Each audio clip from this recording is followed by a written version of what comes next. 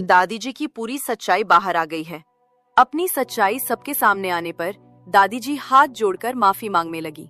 आखिरकार उन्होंने मान लिया कि राधा को घर से निकालने के लिए उन्होंने ही तांत्रिक की मदद ली थी और जादू से पूरे परिवार को 10 साल पीछे भेज दिया था। दादी जी की ये बात सुनकर ओमकार जी का गुस्सा 7वें आसमान पर पहुंच जाता है और वे चिल्लाते हैं कि माँ, आपने इतनी बड़ी गलती की है जिसे ये परिवार कभी आसानी से माफ नहीं कर सकता। पूरे मित्तल हाउस में सन्नाटा छा जाता है। किसी को यकीन नहीं हो रहा था कि जो दादी दिन रात पूजा पाठ करती हैं, उनके दिल में इतनी नफरत छिपी थी। मंदिर में प्रथम को अपनी पुरानी जिंदगी का सब कुछ याद आ गया है, लेकिन अफसोस मित्तल परिवार के बाकी लोगों को अभी भी कुछ याद नहीं आया है। वे सब अब भी तांत्रिक के जादू के कारण 10 साल पुरानी दुनिया में जी रहे हैं। प्रथम और राध्या मिलकर अब घर वालों को समझाने की पूरी कोशिश कर रहे हैं। प्रथम अपने पापा ओमकार जी और माँ रजनी का हाथ पकड़कर उन्हें रोकने की कोशिश करता है और कहता है कि पापा, माँ, आप मेरी बात सुनिए। आप लोग जिस दुनिया को सच मान रहे हैं वो सच नहीं है। हम सब साल 2026 से 10 साल पीछे यानी साल 2016 की झूठी दुनिया में आ चुके हैं। राध्या कोई अजनबी नहीं है, वो इस घर की बहू है और मेरी पत्नी है। प्रथम की ये बात सुनकर पापा ओमकार जी और माँ रजनी हैरान हो जाते हैं, लेकिन जादू के असर में डूबे होने के कारण वे उसकी एक भी बात सुनने को तैयार नहीं होते। ओमकार जी प्रथम को डांटते हुए कहते हैं, प्रथम, होश में आओ। तुम इस लड़की के झांसे में आकर क्या बहकी बहकी बातें कर रहे हो? कौन सा साल 2026 और कैसी 10 साल पीछे की दुनिया? अपनी शादी के मंडप में खड़े होकर तुम अपनी माँ और पूरे परिवार का अपमान कर रहे हो। माँ रजनी भी रोते हुए कहती हैं, बेटा प्रथम, तू इस लड़की के पीछे पड़कर अपनी खुशियों को लात मार रहा है। हमें साफ दिख रहा है कि इस लड़की ने तुझ पर कोई जादू कर दिया है। प्रथम और राध्या बार बार घर वालों के सामने हाथ जोड़ते हैं, उन्हें पुरानी बातें याद दिलाने की कोशिश करते हैं, लेकिन घर वाले राध्या को धक्का देकर वहां से जाने को कहते हैं।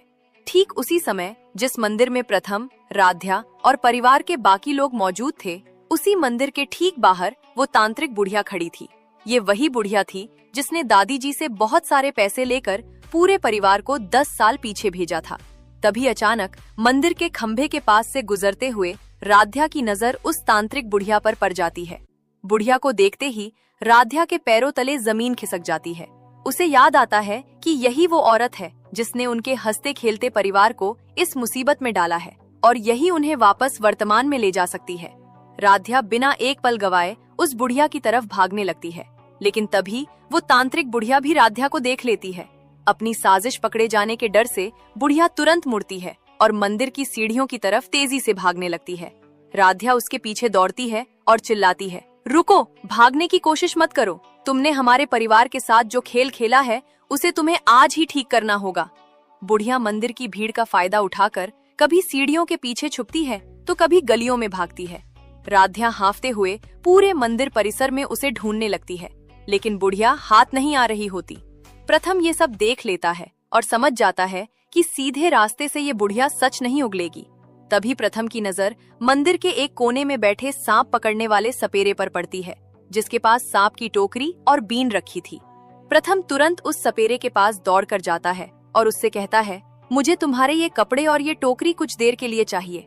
प्रथम बिना वक्त गवाए सपेरे के सारे कपड़े पहन लेता है, अपने सिर पर पगड़ी बांधता है, हाथ में सांप वाली टोकरी उठाता है और पूरी तरह सपेरे का रूप धारण कर लेता है।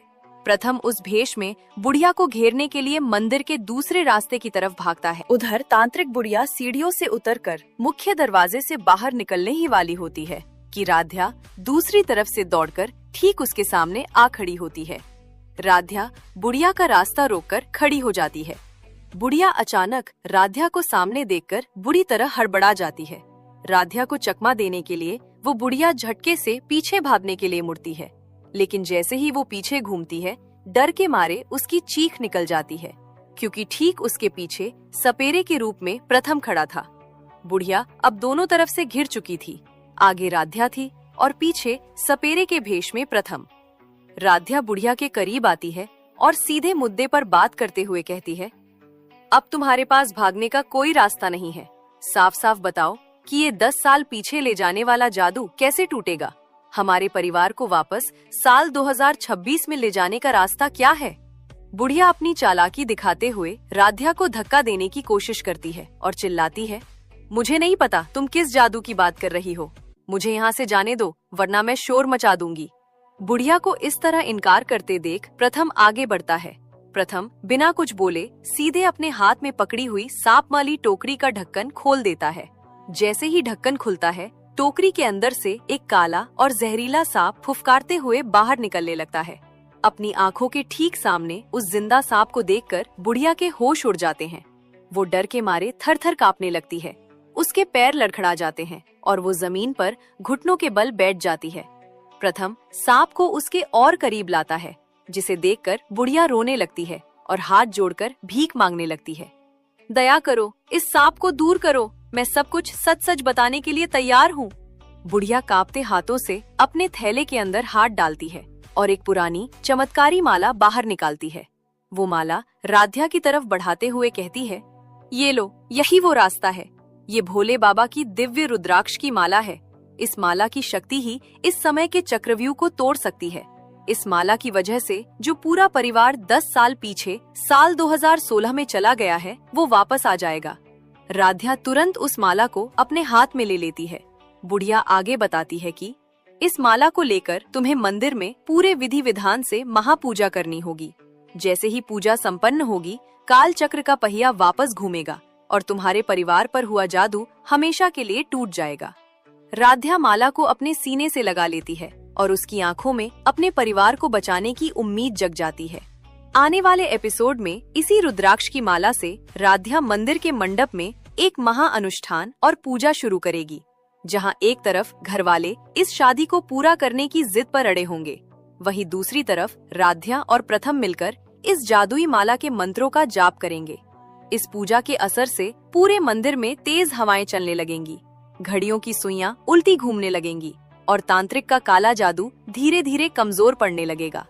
आखिरकार इस महापूजा के खत्म होते ही पूरा मित्तल परिवार इस 10 साल पुरानी झूठी दुनिया से पूरी तरह बाहर आ जाएगा। घर वालों के दिमाग पर छाया धुंधल का साफ हो जाएगा और वे सब एक झटके में वापस साल 2026 के वर्तमान समय में पहुंच जाएंगे।